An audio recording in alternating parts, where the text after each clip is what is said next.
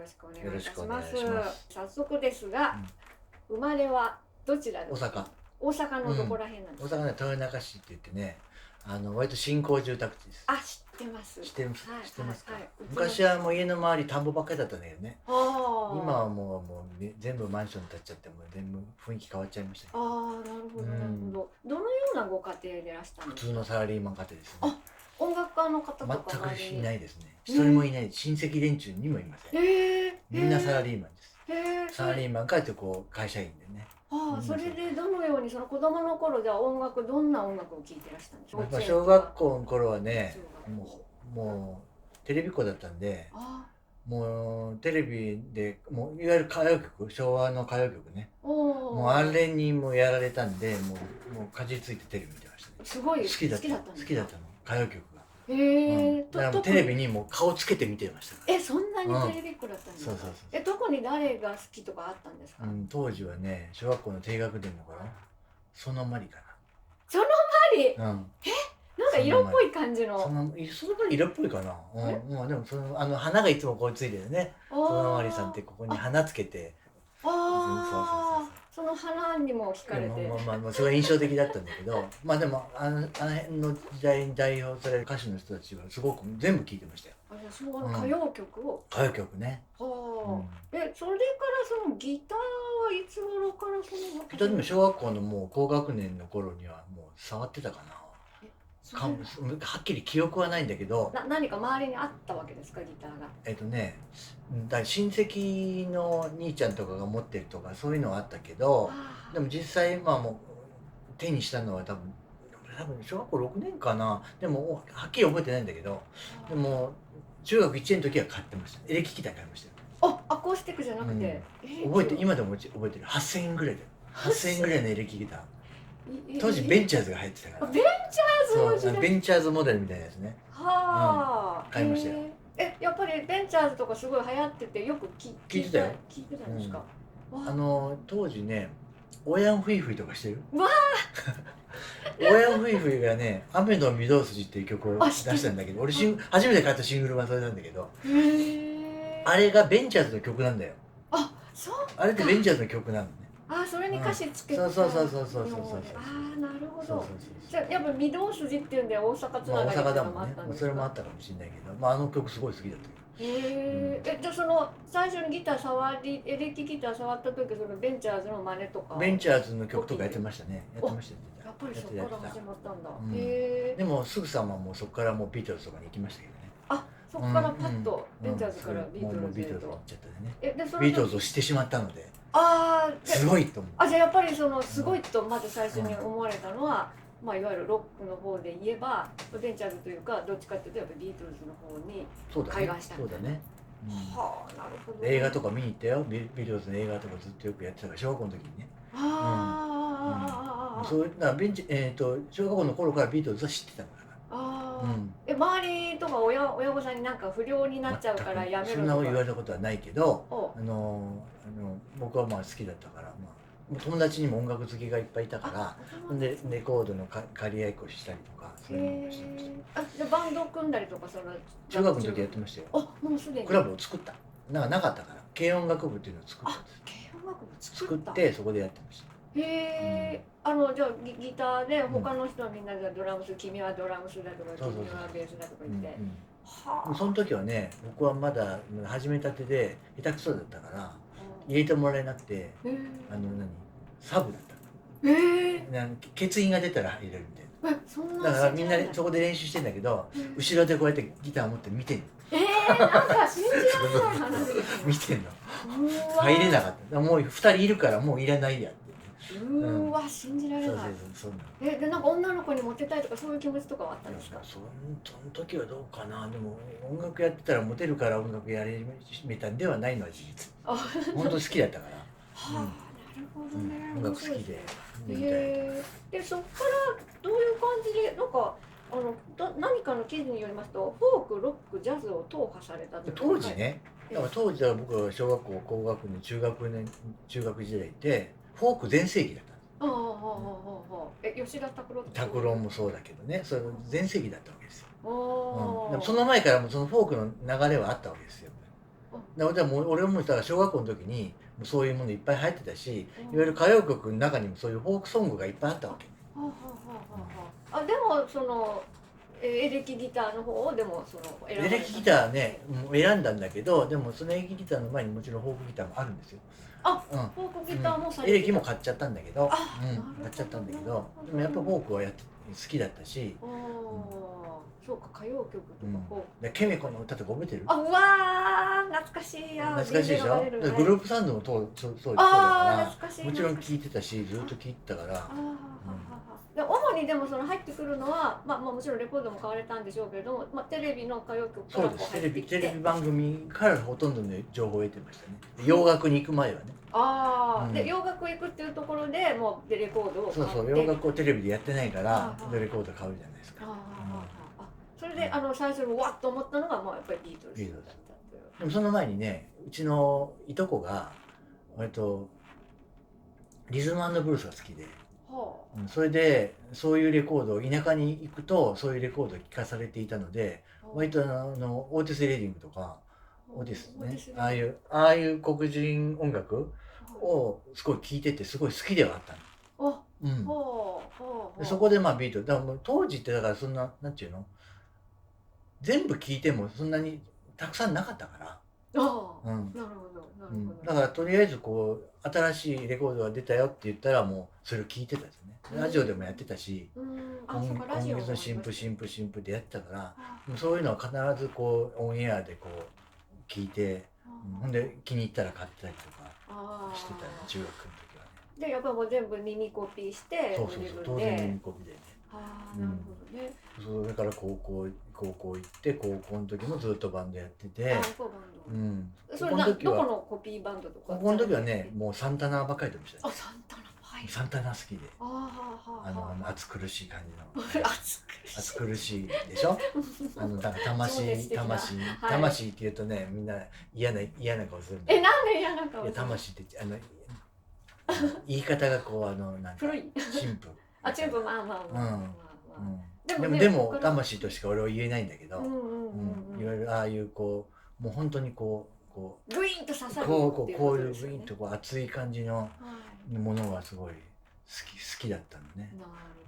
暑苦しい感じすごい好きだった。それやっぱ大阪の人って結構熱い。いやもうそれで関西人だからっていうふうに別に決めつけないでほしいけど、俺はまあ好きだったですよ。なるほどね。そういうもんも聞いてたし、だから当然もちろんいわゆるブリティッシュのプログレッシブロックがすごい好きだったから、だからもうちろんね聴きまくってました。キング・クリムゾンとか聴きまくってたわけです、中学高校の時は。それでやっぱりその高校のバンドではそういうやっぱコピーとかをされてた。クリムゾンのコピーはやらなかったけどできなかったけどね当時。でもサンタナの名前やってましたよ。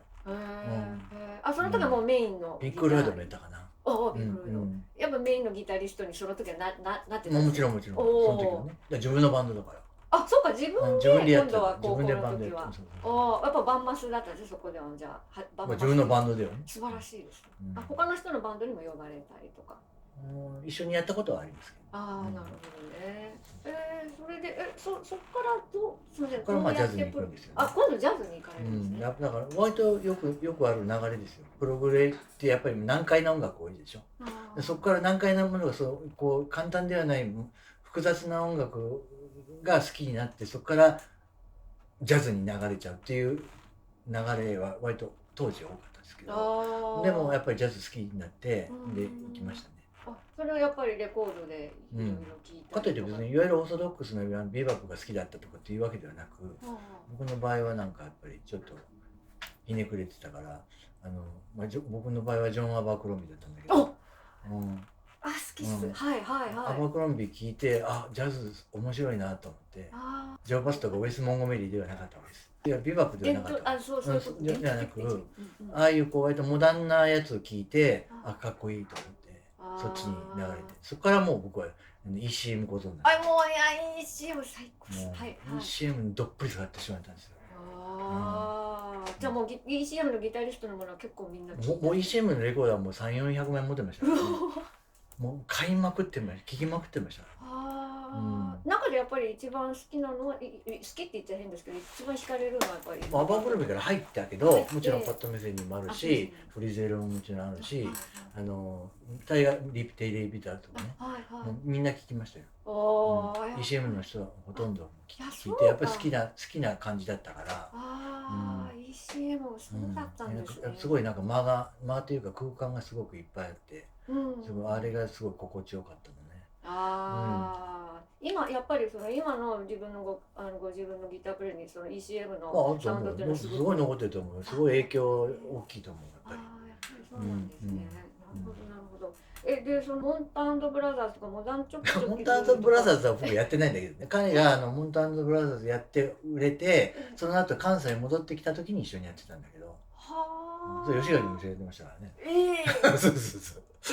うわ、それはちょっとすごい。モンタ&ブラザーズでなんかヘッズかなんかいう名前だったかな。別の名前なんだけど、いろいろ関西で彼が作ったバンドで。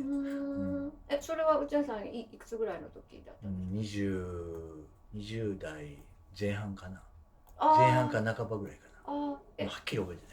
じゃあキャリアとしてはそこなんですか？プロとして。プロはね、プロっていう演奏してお金初めてもらったのは、大学入ってすぐぐらいだから21とかぐらい、20歳21ぐらいの時だけど、それをいわゆる京都のいわゆるジャズクラブに演奏しに行って、その時即興だったんだけど、即興でやった、まずジャズっていうフォーマットの中だけど、でもいわゆるインプロ今言われてるようなインプロではなく、割とジャズ的なものだったけど、お一人グループで。はい。ほんで一晩演奏して5000円もらって帰って、それがもう俺の最初にお金もらった仕事です。ジャズのバンドでジャズのギターを弾いてられる。バンドじゃなくてね、セッションみたいな。セッション。そうやって毎日そのジャズクラブで毎日いろんな人が来て演奏してたわけですよ。みんな行っては一人5000円もらって帰ってたわけです。じゃあメンバーは固定してるわけじゃない？じゃない。なるほど。じゃあいわゆるオーソドックスな普通のジャズのではなくて、スタンダードをやるんじゃなくて、その時はもうなんか何も決めないでやったり。いわゆるフリーフォームだったけども、一応ジャズっていうフォーマットはあったね。もちろん4ビートだったし。なるほど。そのジャズのイディオムっていうのはご自分でやっぱり独学で独学でした。僕は人に習ったことはないんです。じゃあもう全て結構もうだから正しいかどうかわかんないけどね。だからやっぱり全部もちろん理論書読んだりいろいろしましたけど。やっぱりそういう勉強もされて。勉強的なことも一応してみたけど。やっぱりでも耳かな。なるほどね。じゃあやっぱり党派。フォーク、ロック、ジャズ、党派ですね。だからそういうものがちょうど当時っていうのはあったから、その時はそれにすごく傾倒してたんで、一応その流れは大体わかる。いまだに僕ずっとギターも指で弾きますけど、多分そのフォーク的な流れかもしれないけど、ピック使わないの。そっか。そこがもうすごい特徴なんですね。こう全部指でそうか、そう言われてみればいい。あれフォークやってなかったら多分それ簡単にはできないかった。やっぱりピックを使うよりももっと複雑な指の動きが僕はね、指が好きなのはピックだとやっぱり間に一回挟むじゃない、別のものを、物体を。確かに。でもピックの先っていうのは自分の手のみたいに自由にコントロールはできないから、だって指だとさ、指の腹で弾くのか爪で弾くのかとか、それだけでもトーンはどんどん変わるわけで、強さもすごく自分でコントロールできるから、そういう意味で表現の細かい表現を出しやすいと。僕はもう何十年もずっと指弾きですよ。指の先はやっぱり強い。爪は伸ばしてない。でもなんか痛くなったりとかしないんですか？たまに流血事件とか起こりますよ。ガーってやってて、ピックないからもうこうやって弾くじゃん。ピックないのにこうやってするともう弦挟まって血出るとか、爪割れてたとかありますよ。それはでもよっぽど指先が最近年いってそこまでやんなくなったけど、若い頃はまあ無茶するじゃないですか。勢いだけでやったりするじゃない。なるほど。いろんな音楽で聴いた中で最も影響を受けた人っていうのはどなたとかありますか？音楽的にそれはもういろんな人いますよ。そうか、でもなんだろう、もう一番一人あげろって言われたら、はい、キースかな、やっぱり。ジャレット。はあ、そこに来ますか。本当は僕あの人好きなんですよ。あのそれは人のやることすべて好きだから。全て、どこが最も何なんだろう、もうああいう表現っていうのはだからもう完璧っていうか、僕の中でもう全部 OK 全部 OK って思える人ってなかなかいなくて、はあ、全部っていうのは例えば音色であれ、そう意義もというか、そのなんかあとやり方、無駄がない、無駄がない、必要なことしかやらない。はであの人だってその、いわゆるこうガンガンガンって弾くタイプの人で、例えばマッコイみたいなああいうタイプじゃないじゃん。もう単音でポロポロポロって弾いてるだけでも、もう響きがすごい豊かだし、なんていうなんかそういうのを分かってる人っていうのがもうあの人の音楽聴いた時に僕はもうすごいやっぱり衝撃だったし。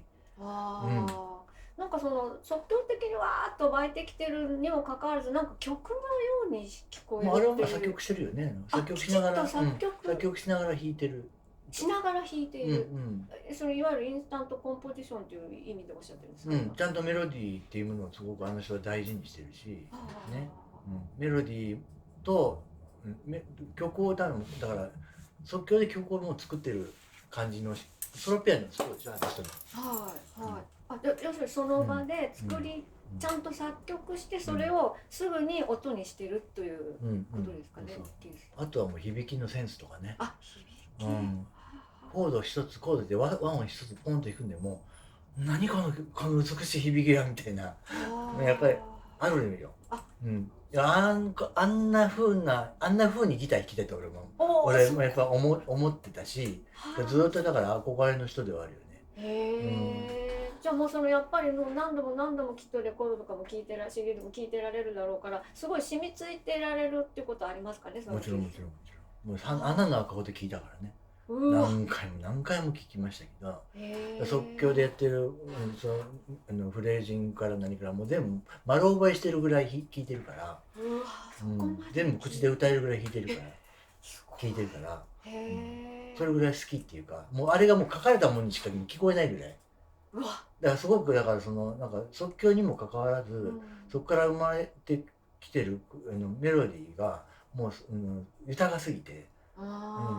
アドリブっていうもう次元ではもうないんだよ。なるほどね。後でカットここしたいなんてとこは一箇所もないみたいな感じですよね。すごいよくできてる。すごいよくできてる。そこはすごいもう内田さんの中でのもう神というか、もうここにあんな風になれたらいいんだろうなとって思うよ。だから憧れの人ですよ。わ、それも初めて知った。面白い。全然話がそれちゃうんですけど、高倉健がすごい好きだっていう。だから僕は自分がなりたい人の2人はキースと高倉。もうそれはこの2人一番自分がなりたい人でこの2人。音楽的にはキースさんで、その高倉健は高倉健がキースみたいなピアノ弾いてたら完璧なんかもしれないけどそういうことでは別になくて、健さんはね、なんか人間としてやっぱ憧れる。その映画の中の健さんってもちろんそうですよ。もちろんそうだよ。でもあの人ね、本人はだから実は映画の中とかで無口な人でしょ。でも本人はすごいおしゃべりだよね。あの人ね、曲しゃべる。でもそれもわかる。それもひっくるめて、僕はもうすごいやっぱりなんか信頼できるっていうか、なんていうかな、なんていうかな、なんだろう、なんかかっこいいなと思う。憧れの方なんですね。面白いですね。俺任侠好きだからね。だからそこもともと薬剤映画から入ってるけど、なんでね、薬剤映画好きなんですね。任侠やったじゃないですか、任侠。任侠のなんか考え方っていうか、やっぱり俺はすごい好きなのよ。考え方か。強きよくじき弱きを助けるみたいな、そういう考え方。あと義理人情ね。義理人情。あれはもうとても大事なことだと思うわけですよ。